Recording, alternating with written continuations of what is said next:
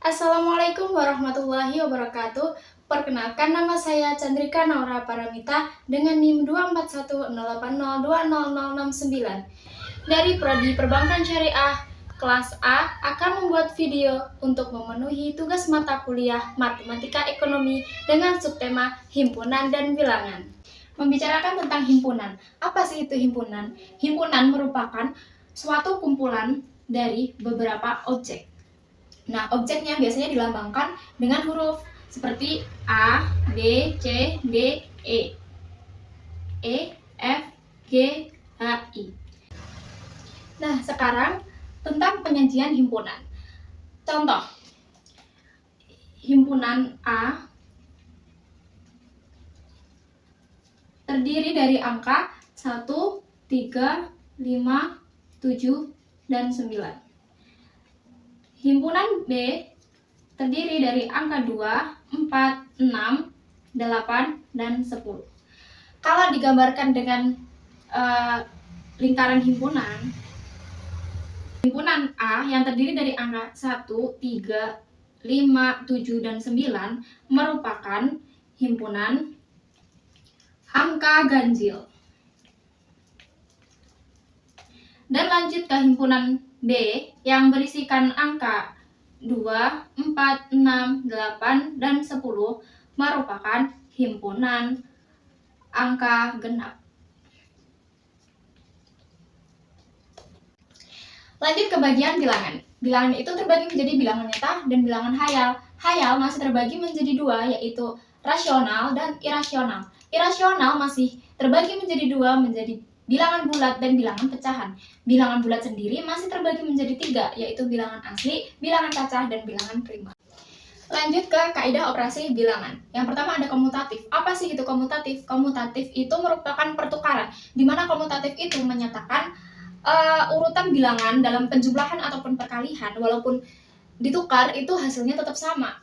Contohnya yang penjumlahan ini 7 ditambah 8 sama dengan 8 ditambah 7, hasilnya sama dengan 15. Ini sama, hasilnya juga 15. Yang perkalian pun juga begitu, sama. 2 kali 3 sama dengan 3 kali 2, hasilnya sama-sama 6. Yang kedua, itu ada asosiatif, yaitu pengelompokan.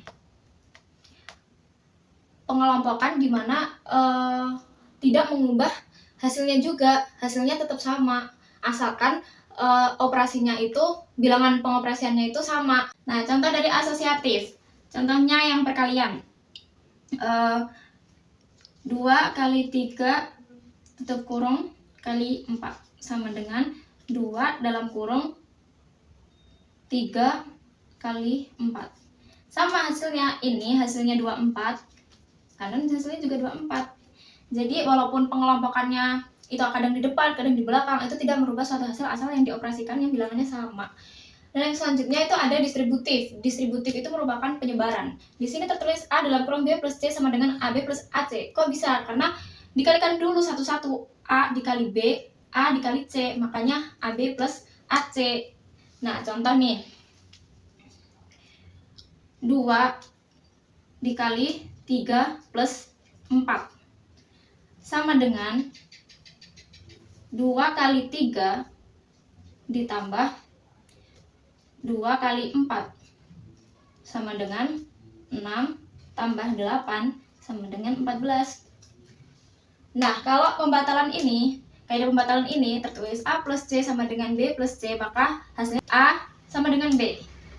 Kok bisa? Karena kan ini kayak tereliminasi gitu, sama di antara kedua belah sisi, jadi bisa dicoret, makanya hasilnya A sama dengan B.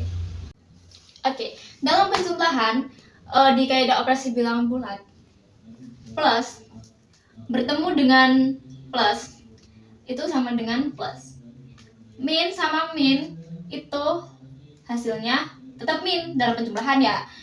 Terus kalau min ketemu plus, hasilnya min, plus ketemu min, hasilnya juga min. Pengurangan juga sama, plus ketemu plus, hasilnya plus, min ketemu min, hasilnya min, min ketemu plus, hasilnya min, plus ketemu min, hasilnya plus.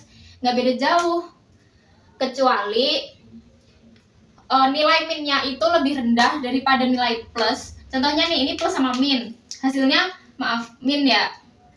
Ini bisa plus kalau si bilangan yang positif ini lebih besar daripada bilangan negatif. Begitu pula yang berada di penjumlahan juga gitu. Ini bisa positif kalau ini bilangan positifnya lebih besar daripada bilangan negatif. Lanjut ke perkalian dan pembagian. Jadi kalau perkalian plus dikali plus hasilnya tetap plus, min dikali min hasilnya plus kalau di perkalian ya. Terus kalau min plus dikali plus sama dengan min, plus dikali min sama dengan min. Intinya perkalian ataupun pembagian ntar kalau min dikali plus atau min dibagi plus itu hasilnya tetap min. Pembagian juga gitu, pembagian plusnya kalau dibagi plus hasilnya tetap plus, kalau dibagi min sama min hasilnya sama kayak perkalian, hasilnya plus. Nah begitu pula sama kayak ini, min dibagi plus sama dengan min, plus dibagi min sama dengan min. Lanjut ke bagian pecahan, yaitu kita masuk ke penjumlahan dulu ya. Biasanya kalau penjumlahan itu ada soal yang udah sama penyebutnya. Contohnya 2/3 ditambah 5/3 sama dengan seret. Sama, ininya penyebutnya tetap 3 tambahin pembilangnya 2 plus 5 sama dengan 7/3. Tapi ada juga yang penyebutnya itu beda. Nah, contohnya nih 3/4 ditambah 2/3 gitu sama dengan, kan ini harus nyamain penyebutnya dulu nih, yang mendekati yang bisa sama-sama menghasilkan. Ini kali aja, 4 kali 3 sama dengan 12. Kalau bawahnya dikali, atasnya juga dikali. Ini bisa jadi 12 kan, 4 kali 3 berarti atas juga 3 kali 3 sama dengan 9. Ini juga, ini bisa jadi 12 karena dikali 4, maka atasnya juga dikali 4 sama dengan 8. Jadi hasilnya 17/12. Pengurangan juga sama. Pengurangan kalau penyebutnya udah sama, berarti hasilnya kita di contoh 5/4 dikurangi 2/4 sama dengan, ini tetap 4 penyebutnya karena penyebutnya udah sama. 5 kurangi 2 aja sama dengan 3/4. Kalau penyebutnya juga beda, caranya sama, kita disamain dulu sama yang atasnya juga. Jadi contoh 2/3 dikurangi 1/2 gitu. Sama dengan, karena ini penyebutnya beda, jadi 3 sama 2 itu biar sama-sama bisa dijumlahkan, kita kalikan aja ya. 3 kali 2 sama dengan 6. 3 bisa jadi 6 karena kali 2, maka atasnya juga kali 2.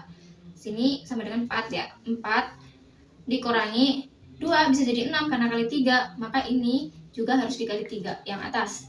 Jadi 1 kali 3 sama dengan 3. Maka hasilnya 4 kurang 3 sama dengan 1/6.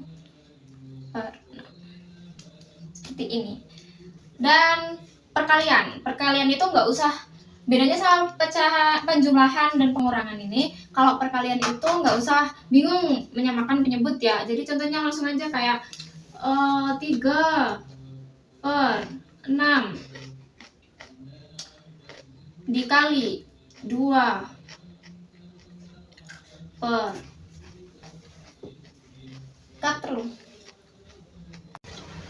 Nah, kalau perkalian itu nggak usah bingung menyamakan penyebut ya. Jadi langsung saja contohnya 2/3 dikali 1/2 sama dengan, ya udah kali aja, ini 2 kali 1/3 kali 2, maka hasilnya 2/6. Ini masih bisa disederhanakan, coret-coret, bagi sama-sama dibagi 2, ini hasilnya 1, ini hasilnya 3 sama dengan 1/3. Pembagian ada bedanya sih, pembagian bedanya begini. Contohnya angkanya sama aja ya, kayak ini. 2/3 dibagi 1/2 sama dengan 2/3 dikali, ini dibalik 2/1. Maka hasilnya 2 kali 2 4, 3 kali 1 3, 4/3. Jadi kalau pembagian itu nanti proses ngitungnya dibalik dulu, dibalik angkanya yang penyebut jadi pembilang, pembilang jadi penyebut, jadi kayak gini gitu. Kita lanjut ke logaritma. Logaritma merupakan bentuk inverse dari proses pemangkatan. Nah, bentuk pangkat itu X pangkat A sama dengan B. Kita ambil contoh 2 pangkat 4 sama dengan 16. Nah, sedangkan bentuk akarnya kita ikutin aja dari sini. A-nya tadi 4 kan? 4. B-nya 16 sama dengan X. X-nya 2. Nah, sedangkan bentuk lognya itu begini. X log B sama dengan A. Kembali tadi X-nya berapa? X-nya 2. Log B-nya 16 sama dengan A-nya tadi 4. Kita lanjut ke penerapan ekonominya. Di sini ada satu contoh soal, yaitu Pak Budi menyimpan uang di bank sebesar 1 juta dengan suku bunga majemuk sebesar 10% per tahun. Yang ditanyakan ialah berapa tahun yang dibutuhkan agar uang Pak Budi menjadi Rp1.210.000. Nah, di sini kita memakai rumus bunga majemuk, di mana FV sama dengan PV dalam kurung 1 plus I dikali N. Apa itu FV? FV itu nilai uang masa depan. Di mana nilai uang masa depan itu berarti yang 1.210.000 ini. Berarti FV-nya 1.210.000. PV itu nilai uang saat ini. Uang yang sedang disimpan Pak Budi ini. Jadi PV-nya itu 1 juta. I adalah besar suku bunga per periode. Nah, suku bunganya di sini disebutkan 10. Jadi I itu suku bunga per periode nya 10%, itu sama dengan 0,10. Apa itu N? N itu sesuatu yang akan kita cari. Karena kita mau nyari yang berapa tahun ya. Jadi tahun yang akan kita cari. Diketahui FV-nya 1.210.000, PV-nya 1 juta, I-nya 10% sama dengan 0,10, dan N-nya belum diketahui. Nah, sekarang tadi rumusnya kan begini ya, kayak aku tulis tadi. Jadi kita tinggal masukin aja angkanya. Di sini FV 1.210.000 sama dengan 1 juta dalam kurung 1 plus 0,10. 1.210.000 1 juta dalam kurung 1,10 N. 1.210.000 per ininya pindah ke bawah sini per 1 juta sama dengan 1,10 N. Ini ada 04 coret, ini juga coret. Jadi sama dengan 1,21 sama dengan 1,10 N. Nah, untuk mencari N-nya kita logkan kedua sisi ini. Jadi kita logkan 1,21 sama dengan log buka 1,10 gitu. Nah, dari sini kita ambil sifat logaritma yang A pangkat B sama dengan B log. Maaf, ini ada kurungnya. Log 1,21 sama dengan N log 1,10. Untuk mencari N-nya dibagi jadi N sama dengan log 1,21 per log 1,10. Kita hitung dulu logaritma satu-satu dari ini dan ini. Jadi log 1,21 itu sama dengan 0,0828, sedangkan log 1,10 hasilnya adalah 0,0414. Untuk mencari n-nya tadi, karena lognya sudah ketemu dari 1,21 dan 1,10, jadi kita tinggal bagi antara 0,0828 dan 0,0414, kita bagi. Hasilnya adalah 2.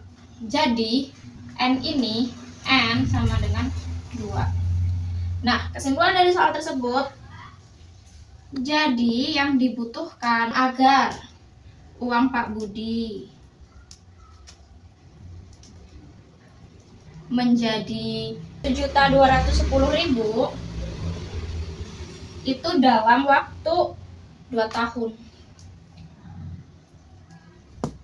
Ialah dalam waktu 2 tahun. Jadi uang Pak Budi bisa menjadi 1.210.000 ini butuh waktu 2 tahun. Sekian dari penjelasan himpunan dan bilangan beserta contoh penerapannya. Saya Chandrika Naura, pamit undur diri. Wassalamualaikum.